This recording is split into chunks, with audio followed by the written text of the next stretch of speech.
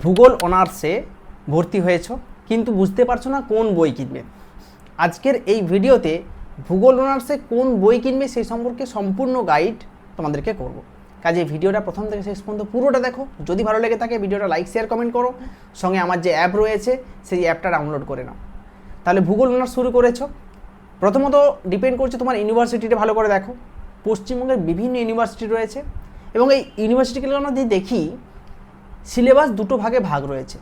কিছু ইউনিভার্সিটি রয়েছে জিওটেকটনিক এবং জিওমরফোলজি, এবং কিছু ইউনিভার্সিটি রয়েছে ফিজিক্যাল জিওগ্রাফি।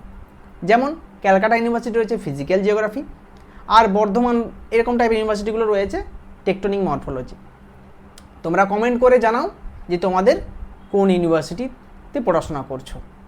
তাহলে ফিজিক্যাল জিওগ্রাফির জন্য এক ধরনের বই লাগে, আর টেকটনিক মরফোলজির জন্য এক ধরনের বই লাগে। আজকের ভিডিওতে প্রথমে ফিজিক্যাল জিওগ্রাফির বই লিস্ট দেখাবো এবং টেকটনিক মরফোলজিরও সিলেবাসের বই দেখাবো। তোমরা থিওরি বইগুলো ভালো করে দেখে নাও, যার যেটা সিলেবাসে আছে সেই অনুযায়ী কিনবে। মনে রাখবে, যার ফিজিক্যাল জিওগ্রাফি আছে তার টেকটনিক মরফোলজি কিনতে লাগবে না, আর যার টেকটনিক মরফোলজি আছে তার ফিজিক্যাল কিনতে লাগবে না।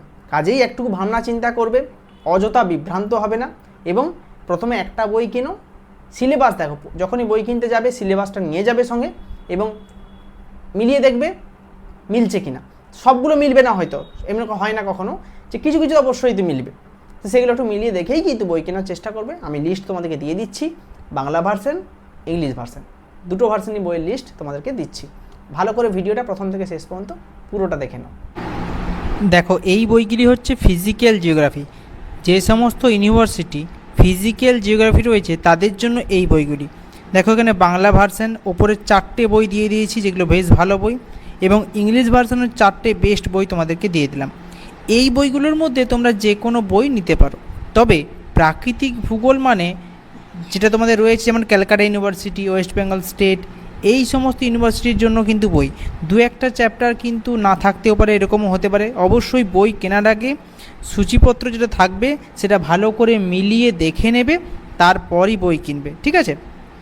ফিজিক্যাল জিওগ্রাফি অর্থাৎ প্রাকৃতিক ভূগোল যাদের আছে তাদের জন্য এই বইগুলি, ঠিক আছে? যারা বাংলা ভার্সনে পড়ছো তারা বাংলা ভার্সনের বই কিনবে, যারা ইংলিশ ভার্সনে পড়ছো তারা ইংলিশ ভার্সনের বই কিনবে, ঠিক আছে? তাহলে আমি 4টে বাংলা ভার্সন, 4টে ইংলিশ ভার্সনের বই তোমাদেরকে দিয়ে দিলাম। এর মধ্যে যে কোনো একটা বই তোমার যেটা মনে হচ্ছে তুমি নেবে, তুমি সেটাই নিতে পারো।